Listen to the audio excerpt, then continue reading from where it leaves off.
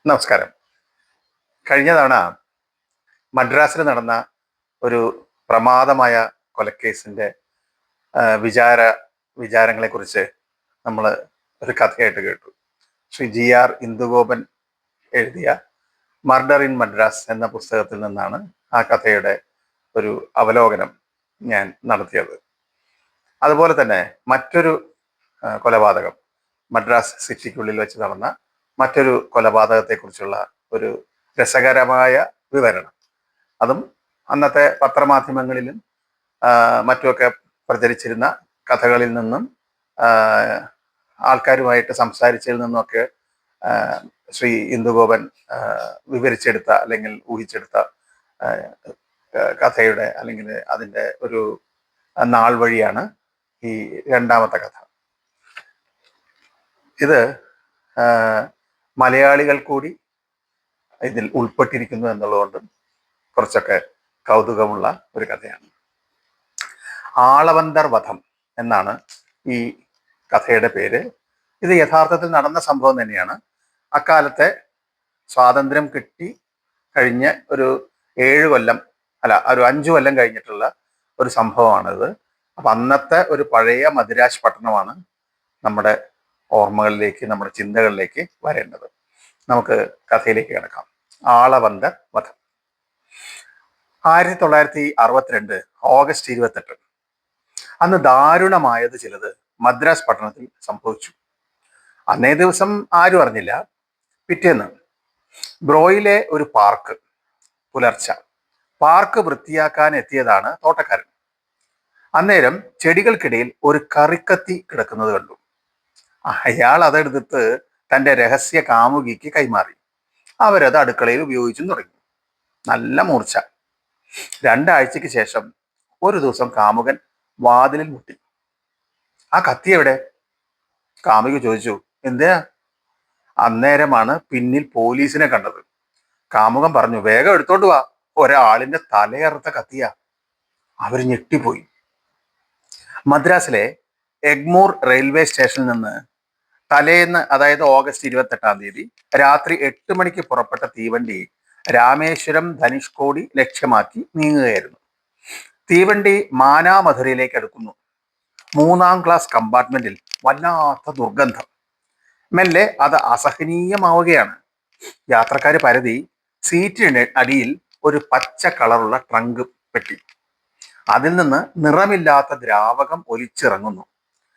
പെട്ടി ആരുടേതാണ് എന്ന ചോദ്യത്തിന് ഒരു ഉത്തരവും ഉണ്ടായിരുന്നില്ല. ധനുഷ്കോടിയിൽ കര തീരുന്നിടത്തും യാത്ര അവസാനിപ്പിക്കേണ്ടതില്ലാത്ത ശ്രീലങ്ക വരെ എത്തുന്ന ഒരു തീവണ്ടിയാണത്. ഓഗസ്റ്റ് 29 പിറ്റേ ദിവസം രാവിലെ 10:15 തീവണ്ടി മാനാമധുരൈ സ്റ്റേഷനിലെത്തി. യാത്രക്കാരുടെ പരാതിയിൽ TTR റിപ്പോർട്ട് ചെയ്തതനുസരിച്ച് പോലീസുകാരും മാനാമധുരൈ സ്റ്റേഷൻ മാസ്റ്റർ എത്തി. ട്രങ്ക് പെട്ടി പ്ലാറ്റ്ഫോമിലേക്ക് മാറ്റി പോലീസ് ബന്ദോബസ്തിൽ തുറന്നു. അവർ ഞെട്ടിപ്പോയി. ഒരു പുരുഷ ശരീരം, നഗ്നമാണ്. കൈകാലുകൾ വെട്ടിമാറ്റി പെട്ടിയിൽ തന്നെ വെച്ചിട്ടുണ്ടായിരുന്നു. തല മാത്രമില്ല. മാനാമധുരൈ പോലീസ് ഈ തലയില്ലാത്ത അജ്ഞാത ശരീരം പോസ്റ്റ്മോർട്ടത്തിന് അയച്ചു. ഇപ്പോഴത്തെ രാമനാഥപുരം ജില്ലയിലാണ് ഈ മാനാമധുരൈ.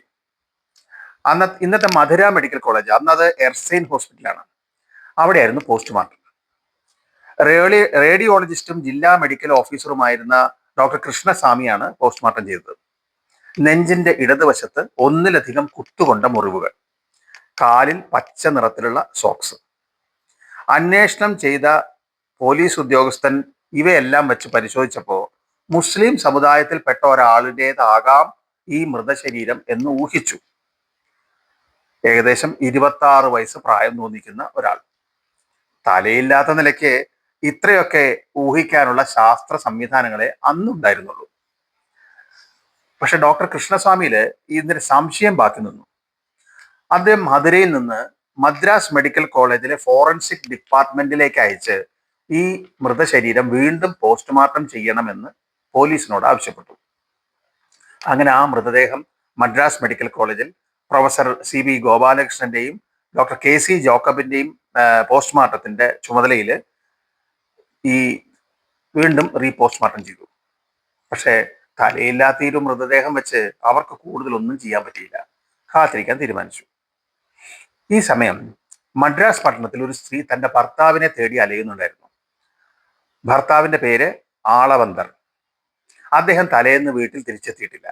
അങ്ങനെ സംഭവിക്കാറുള്ളതല്ല. അവർ ഒരു പരാതിയുമായി എനേഡ് റോഡിലെ ലോ കോളേജ് പോലീസ് സ്റ്റേഷനിലെത്തി. സ്റ്റേഷൻ ഇൻസ്പെക്ടർ രാമനാഥ് അയ്യർ പരാതി സ്വീകരിച്ചു. Man missing.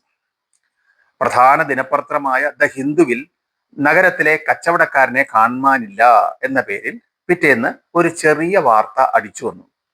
കാര്യമായി ആരും അത് ശ്രദ്ധിച്ചില്ല. പക്ഷെ ഇൻസ്പെക്ടർ രാമനാഥ് അയ്യർ വെറുതെ ഇരുന്നില്ല. അദ്ദേഹം അന്വേഷണം തുടങ്ങി. മദ്രാസിലെ ചൈന ബസാർ, ഇപ്പോഴത് പാരീസ് കോർണർ എന്നറിയപ്പെടുന്നു, ജമ്മാൻകോ എന്ന പേനക്കടയോട് ചേർന്ന് കച്ചവടം നടത്തുകയായിരുന്നു ഈ കാണാതായ ആളവന്തർ. വയസ്സ് 42.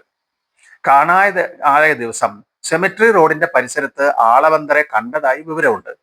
അങ്ങനെ ആളവന്തരെ കാണാതായതിന്റെ 3-ാം ദിവസം, അതായത് ഓഗസ്റ്റ് 30-ാം തീയതി, ഇൻസ്പെക്ടർ രാമനാഥ് അയ്യർ സൈക്കിളിൽ ഈ സിമിട്രി റോഡിലേക്ക് എത്തി. പോലീസിന് ലഭിച്ച സൂചന പ്രകാരം 62-ാം നമ്പർ വീട്ടിലേക്കാണ് ആളവന്തർ ചെന്നിട്ടുള്ളത്. ഈ വീട്ടിലെ താമസക്കാർ മലയാളികളാണ്. വിവാഹം കഴിഞ്ഞിട്ട് 3 മാസം കഴിഞ്ഞിട്ടില്ല. ഒരു പ്രഭാകര മേനോനും ഭാര്യ ദേവകി മേനോനും. വാതിൽ പുറത്തു നിന്ന് പൂട്ടിയിരിക്കുകയാണ്. ബലം പ്രയോഗിച്ച് തുറന്ന് അകത്ത് കയറി. അടുക്കള ചുമരുകളിൽ രക്തക്കറ. കഥ വ്യക്തമായി തുടങ്ങുന്നു. പുറത്തിറങ്ങിയ ഇൻസ്പെക്ടർക്ക് ഒരു നിർണായക തെളിവും കൂടി കിട്ടി. അറുമുഖം എന്ന റിക്ഷക്കാരന്റെ മൊഴി. അയാൾ പറഞ്ഞു, പ്രഭാകര മേനോൻ മത്തങ്ങ പോലെ തോന്നിക്കുന്ന ഒരു പൊതിയുമായി റിക്ഷയിൽ കയറി. ആ പൊതി റോയപുരം ബീച്ചിലെ ഭാഗത്ത് കടലിൽ വലിച്ചെറിഞ്ഞു. ഇൻസ്പെക്ടർ റോയപുരം കടപ്പുറത്ത് ജയരാമൻ എന്ന പോലീസുകാരനെ ഡ്യൂട്ടിക്കിട്ടു. പിറ്റേന്ന് റോയപുരം ഭാഗത്തേക്ക് വൈകുന്നേരം 4 മണിയോടുകൂടി ഡ്യൂട്ടിക്കായി സൈക്കിൾ ചവിട്ടി വരികയായിരുന്നു പോലീസുകാരൻ ജയരാമൻ. അന്നേരം സത്യം തേടി വരുന്നത് പോലെ ഒരു പൊതി തീരത്തേക്ക് ഉരുണ്ടു കയറുന്നതിന് അദ്ദേഹം ദൃക്സാക്ഷിയായി. വൈകുന്നേരത്തെ വെയിലിൽ പെട്ടുണങ്ങി ജയരാമനെ ആ പൊതിയിൽ നിന്ന് കുറെ മുടിയിഴകൾ മാടി വിളിച്ചു. ചെന്നപ്പോ കണ്ടത് കാപ്പിപ്പൊടി നിറത്തിലുള്ള ഷർട്ടിൽ പൊതിഞ്ഞ ഒരു തല. മദ്രാസ് മെഡിക്കൽ കോളേജിൽ എത്തിച്ച തല തന്റെ ഭർത്താവിൻ്റെതാണെന്ന് ആളവന്തറുടെ ഭാര്യ തിരിച്ചറിഞ്ഞു. അതുപോരാ, നിയമപരമായി ശരീരവും തലയും ഒരാളുടേത് തന്നെ എന്ന് തെളിയിക്കണം. ആ ഉത്തരവാദിത്തം ഡോക്ടർ CB ഗോപാലകൃഷ്ണയ്ക്കായിരുന്നു. ഇന്ത്യൻ ഫോറൻസിക് സയൻസിന്റെ തലതൊട്ടപ്പനായാണ് ഡോക്ടർ ഗോപാലകൃഷ്ണനെ വിലയിരുത്തുന്നത്. മദ്രാസ് പോലീസ് സർജൻ കൂടിയായ അദ്ദേഹം 8000-ലേറെ പോസ്റ്റ്മോർട്ടങ്ങൾ നടത്തിയിട്ടുള്ള വിദഗ്ധനാണ്. ഇംഗ്ലണ്ടിൽ പോയി പരിശീലനം നേടിയിട്ടുമുണ്ട്. ആളവന്തറുടെ തല തീവണ്ടിയിൽ നിന്ന് കിട്ടിയ ശരീരത്തിലെ കഴുത്തിൽ വെച്ച് നോക്കി. കഴുത്തിലെ കശേരുക്കളും തലയും കൃത്യമായി ചേർന്നു. വലത് ചെവിയിൽ കാതുകുത്തിയ 2 തുളകൾ, ഇടത്തെ ചെവിയിൽ 1 തുള മാത്രം. അരയിലെ ചരട്, മുകൾ നിരയിലെ കറുത്ത പല്ല്, ഇതെല്ലാം ഭാര്യ തിരിച്ചറിഞ്ഞു. തല ജീർണിച്ചു തുടങ്ങിയിരുന്നു. മൂർച്ചയുള്ള ആയുധം കൊണ്ടായിരുന്നു തല വേർപ്പെടുത്തിയിരുന്നത്. ആന്തര അവയവ പരിശോധനയിൽ കൊല്ലപ്പെട്ടയാൾ കറുപ്പ് നിരന്തരം ഉപയോഗിച്ചിരുന്നതായി മനസ്സിലായി. മരണത്തിന് തൊട്ടു മുമ്പും ഉപയോഗിച്ചിരുന്നു. അക്കാലം ഈ കറുപ്പ് ആസ്മയ്ക്ക് ഔഷധമെന്ന നിലയിലും ശാരീരികോത്തേജനം ലഭിക്കുന്നതിനും ആയി പലരും ഉപയോഗിക്കുകയായിരുന്നു. കൊല്ലപ്പെട്ട കാണാതായ ആളവന്തർ എന്തിന് മലയാളി ദമ്പതിമാരുടെ വീട്ടിൽ വരണം? അന്വേഷണം ആളവന്തറിലേക്ക്. യഥാർത്ഥത്തിൽ ആരാണ് അയാൾ? മദ്രാസിനടുത്ത് ആവടിയിലെ ആർമി ക്വാർട്ടേഴ്സിൽ സബ് ഡിവിഷണൽ ഓഫീസറായിരുന്നു ആളവന്തർ. ആളവന്തറുടെ വിരലടയാളം സൈനിക രേഖകളിൽ ഉണ്ടായിരുന്നത് മൃതദേഹം തിരിച്ചറിയുന്നതിന് ഉപകാരപ്പെട്ടു. സൈനിക റെക്കോർഡ് പ്രകാരം ഉയരവും പരിശോധിച്ചുറപ്പാക്കി. 5 അടി 4.5 ഇഞ്ച് ഉയരം. 2-ാം ലോക മഹായുദ്ധം കഴിഞ്ഞതോടെ ആളവന്തർ റിട്ടയർമെന്റ് വാങ്ങി കച്ചവടത്തിനിറങ്ങി. കണ്ണൻചെട്ടി എന്ന വ്യാപാരി ചൈന ബസാറിൽ തന്റെ പേനാക്കടയുടെ മുൻവശം ആളവന്തർക്ക് വിട്ടു നൽകി. പ്ലാസ്റ്റിക് വീട്ടുപകരണങ്ങളുടെ കച്ചവടമായിരുന്നു ആളവന്തർക്ക്. അന്ന് ഈ പ്ലാസ്റ്റിക് വലിയ കൗതുകമായിരുന്നു. എല്ലാം ഇറക്കുമതി ചെയ്ത ഉൽപ്പന്നങ്ങളുമായിരുന്നു. 1975 മുതലാണ് ഇന്ത്യയിൽ പ്ലാസ്റ്റിക് ഉൽപ്പന്നങ്ങൾ നിർമ്മിച്ചു തുടങ്ങിയത്. ഒപ്പം ആളവന്തർക്ക് തവണ വ്യവസ്ഥയിൽ സാരി കച്ചവടവും ഉണ്ടായിരുന്നു. സ്ത്രീ തൽപരൻ എന്ന നിലയിൽ അതിൽ ചില ദുരുദ്ദേശം ആരോപിക്കപ്പെട്ടിരുന്നു. റാൻഡർ ഗൈ എന്ന തൂലികാനാമത്തിൽ ഹിന്ദു ദിനപത്രത്തിലും മറ്റും കുറ്റാന്വേഷണ കോളങ്ങൾ എഴുതിയിരുന്ന നിയമജ്ഞനായ രംഗതുരയാണ് ആധികാരികമായി ആളവന്തർ വധക്കേസിനെ കുറിച്ച് വിവരിച്ചിട്ടുള്ളത്.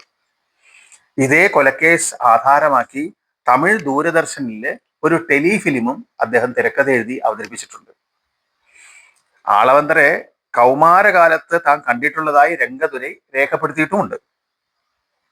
മദ്രാസ് ഹൈക്കോടതിക്ക് അഭിമുഖമുള്ള YMCAയിൽ ടേബിൾ ടെന്നീസ് കളിക്കാൻ പോകുമ്പോഴാണ് ആളവന്തർ പെൺകുട്ടികളുമായി അവിടെ വന്നിരുന്നത്രേ. കോളറിൽ ബോട്ടൈ കെട്ടി പാൻസും ഷൂസും ധരിച്ചിട്ടുണ്ടാകും. സ്ത്രീകളുമായി അടുപ്പം സമ്പാദിക്കുന്നതിനാണ് വേഷത്തിൽ ഇത്രയും ശ്രദ്ധ. അക്കാലത്ത് ഈ ഫൗണ്ടൻ പേന സാധാരണമല്ല. ആളവന്തർ അടുപ്പത്തിലാകുന്ന സ്ത്രീകൾക്ക് കണ്ണൻ ചെട്ടിയുടെ കടയിൽ നിന്നും വാങ്ങിയ ഫൗണ്ടൻ പേന ഉപഹാരമായി സമ്മാനിച്ചിരുന്നത്രേ. വലയിലാകുന്ന സ്ത്രീകളുമായി ബ്രോഡ്വേയിലെ ലോഡ്ജിൽ തങ്ങിയ കഥകളും പ്രചരിച്ചു. ഇതിൽ സാരിയുടെ തവണ മുടങ്ങിയവരും ഉണ്ടായിരുന്നത്രേ. ഇത്തരം സ്വഭാവം കാരണം ആളവന്തർ സാമ്പത്തികമായി നല്ല നിലയിലായിരുന്നില്ല. ജോർജ് ടൗൺ നാട്ടുപിള്ളയാർ കോയിൽ സ്ട്രീറ്റിൽ 2 കുട്ടികളും ഭാര്യയുമായി താമസം. ഇങ്ങനെ ആളവന്തർ പരിചയപ്പെട്ട സ്ത്രീകളിൽ ഒരാളായിരുന്നു ദേവകി മേനോൻ. ചൈന ബസാർ, ആ പരിസരത്ത് വിക്ടോറിയൻ കാലത്തെ ചുവന്ന കെട്ടിടങ്ങൾ, വ്യാപാര തെരുവുകൾ, അങ്ങനെ മദ്രാസിലെ ഒരു പ്രധാനപ്പെട്ട ഷോപ്പിംഗ് കേന്ദ്രമായിരുന്നു.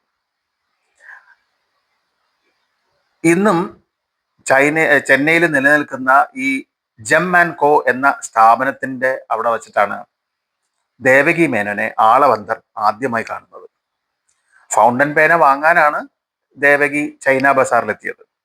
അന്ന് ദേവകിക്ക് 20-നടുത്ത് പ്രായം. കോളേജ് വിദ്യാഭ്യാസം നേടിയിട്ടുണ്ട്. ഹിന്ദി പ്രചാർ സഭാ പരീക്ഷ പാസ്സായതാണ്. ഹിന്ദി ട്യൂഷനും എടുക്കുന്നുണ്ട്. സാമൂഹിക പ്രവർത്തനങ്ങളും ഉണ്ട്. പേന വാങ്ങി ദേവകി തിരിച്ചു വരുമ്പോൾ പ്ലാസ്റ്റിക് ഉൽപ്പന്നങ്ങളും സാരിയും കാട്ടി ആളവന്തർ പരിചയപ്പെടുന്നു. പിന്നീടും ദേവകി അവിടെ വെച്ച ആളവന്തരെ കണ്ടിട്ടുമുണ്ട്. ഇതിനിടയിലാണ് 1952 ജൂണിൽ ദേവകിയുടെ വിവാഹം നടന്നത്. ഭർത്താവ് പ്രഭാകര മേനോനും ഒന്നിച്ച് യൂസഫ് മുഹമ്മദ് എന്നയാളിന്റെ മടി റോഡിലെ 62-ാം നമ്പർ വീട് വാടകയ്ക്കെടുത്ത് ദമ്പതിമാർ താമസം തുടങ്ങി. പ്രീമിയർ ഇൻഷുറൻസ് കമ്പനിയിൽ ക്ലർക്കായിരുന്നു പ്രഭാകര മേനോൻ. പിന്നീട് പത്രപ്രവർത്തകനായി മാറി ഫ്രീഡം എന്ന പേരിൽ സ്വന്തമായി ഒരു ചെറിയ പത്രവും തുടങ്ങി. ഭർത്താവിന്റെ പത്രത്തിലേക്ക് പരസ്യം ലഭിക്കുന്നതിനായിട്ടാണ് പരിചയക്കാരൻ എന്ന നിലയിൽ നഗരത്തിൽ വലിയ പരിചയവൃന്ദമുള്ള ആളവന്തരെ ദേവകി സമീപിക്കുന്നത്. ആളവന്തർ ഇതൊരു അവസരമായി കണ്ടു. കൂടുതൽ സഹായം വാഗ്ദാനം ചെയ്തു. ചർച്ചകൾക്കായി മെർക്കന്റൈൽ ഹോട്ടലിൽ എത്താൻ ആവശ്യപ്പെടുന്നു. അവിടെ എത്തിയ ദേവകി ആളവന്തറിന്റെ ദുരുദ്ദേശം മനസ്സിലാക്കി അവിടെ നിന്ന് ഓടി രക്ഷപ്പെടുകയായിരുന്നു. ദേവകി ഈ വിവരം ഭർത്താവിനോട് പറഞ്ഞില്ല. അന്ന് അത് അവിടെ അവസാനിച്ചിരുന്നെങ്കിൽ ആളവന്തർക്ക് സ്വന്തം ജീവൻ നഷ്ടപ്പെടുമായിരുന്നില്ല. ഈ കഥയുടെ 2ാം ഭാഗം നമുക്ക് അടുത്ത അവസരത്തിൽ കേൾക്കാം. നമസ്കാരം.